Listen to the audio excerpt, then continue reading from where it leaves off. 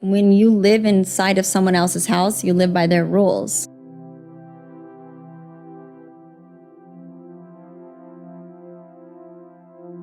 Rules that I felt were oppressive.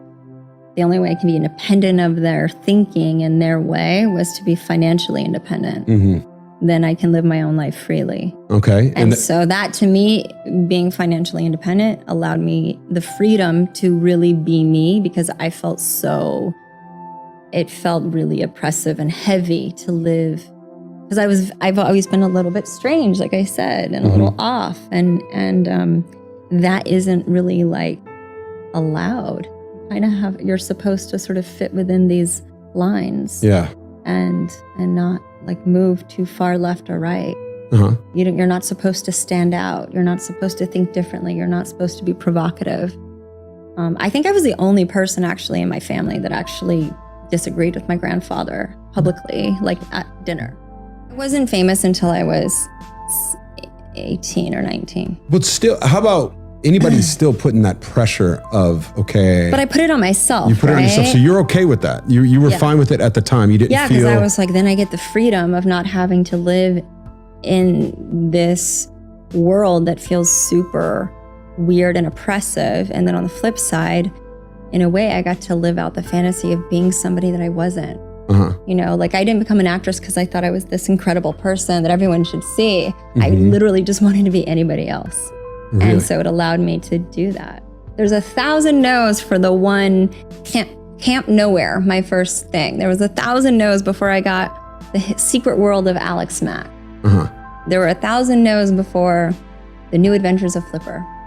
I think you just have to have it forces you to get, I guess you have a really hard, you build up a very, very tough shell. And I think for me, I never believed the hype. And I think any success that I had was, I never trusted it. And I think the thing that my evolution in the business, because I was so used to rejection and I was so used to feeling bad and I was so used to the struggle, that even at the peak of me making like more money than guys, and I was like on all the posters and all the things and all the stuff, not for 1 minute did I believe in it. Really? Yeah, it wasn't until, or even feel comfortable with myself. It wasn't until, I don't think, maybe until I was 30. I didn't trust it because you're beaten down. I was beaten down. Every day I was told I wasn't good enough, that I was never going to be good enough.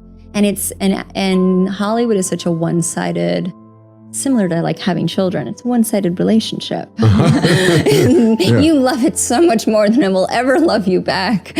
And it is always like kind of the boyfriend or the girlfriend that can never commit, you know, and it always has like one foot out the door. And like it just destroys your little spirit. That's why whenever I do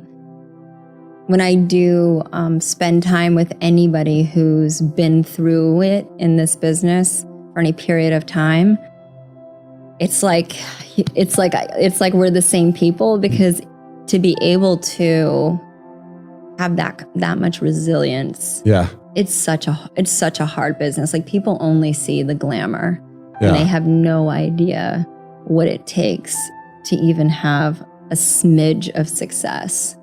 And when you're playing the long game, like I always had the long game in mind. I was never thinking like, oh, this is just going to be a 10-year thing. I don't know, I guess you sort of appreciate it in a different way. Nothing was more important than work. Really? Yes. I literally I'd never really cultivated any other relationship. It's discipline, and it's discipline, right? Okay. You're focused.